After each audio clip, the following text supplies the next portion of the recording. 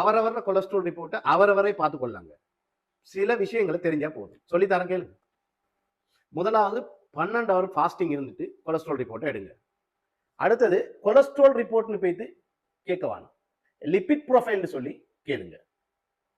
Lipid profile ரிப்போர்ட்டுக்குள்ள total கொலஸ்ட்ராலும் இருக்கும், அதாவது மொத்த கொழுப்பையும் காட்டும். ரைட். டோட்டல் கொலஸ்ட்ரால் பொதுவா ஒரு குறிப்பிட்ட அளவு இருக்கும். அந்த குறிப்பிட்ட அளவை விட கூடுனா நாங்க ட்ரீட் பண்ணணும். அதை உங்களோட டாக்டர்கிட்ட கொண்டே காட்டுங்க. அளவை விட கூடணும், ரேஞ்சும் போட்டிப்பான் பக்கத்தில். அடுத்தது நீங்க தெரிஞ்சுக்கணும், ட்ரைகிளிசரைட்னு ஒரு கொழுப்பு ஐட்டம், அதாவது அது வந்து ஒரு கொழுப்பு ஐட்டம். அது என்ன லெவல்ல இருக்கு, நார்மலை விட கூட இருக்குதா குறைய இருக்குதா? நார்மலை விட குறையுதா பெஸ்ட். அதுக்கு அடுத்தது HDL ஒன்று இருக்கும், HDL கொலஸ்ட்ரால். அது வந்து எங்களுக்கு அதிகமா தேவை. அது இருந்தால் எங்களுக்கு நன்மை பயக்கும், ஹார்ட் அட்டாக்ல இருந்து பாதுகாக்கும்.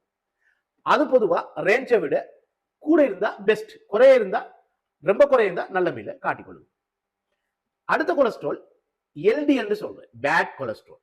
அது ரேஞ்சை விட கூட இருக்குதா டாக்டர் நாடு. அடுத்தது VLDL சொல்லுவாங்க. அந்த கொலஸ்ட்ராலும் பொதுவா கூட இருந்தா, ரெஃபரன்ஸ் ரேஞ்சை விட கூட இருந்தா நீங்க டாக்டர்கிட்ட காட்டுங்க. இவ்வளவுதாங்க ரீட் பண்ணணும் பேசிக்கா. இதை வச்சுக்கொண்டு போதும்.